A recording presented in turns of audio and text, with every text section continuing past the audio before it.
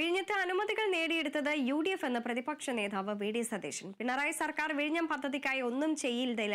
തുറമുഖ മന്ത്രി പറഞ്ഞത് നുണ. എല്ലാ തടസ്സങ്ങളും നീക്കി പദ്ധതി തുടങ്ങിയത് UDF സർക്കാർ. വിഴിഞ്ഞത്തേക്ക് ക്ഷണം ലഭിക്കാത്തതിൽ പരിഭവമില്ലെന്നും വി ഡി സതീശൻ.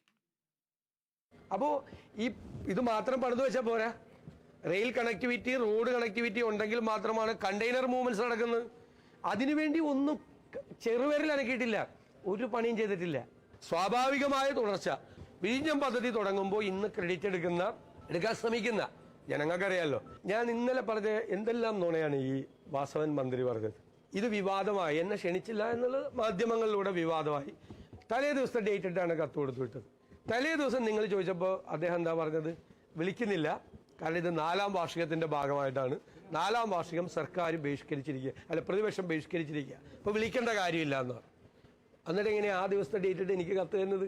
നുണയല്ലേ? അപ്പോൾ ഇവരെ വീട്ടിലെ കല്യാണമൊന്നും അല്ലല്ലോ, ഇത് പൊതുപരിപാടിയാണ്. അത് ജനങ്ങളത് വിലയിരുത്തും.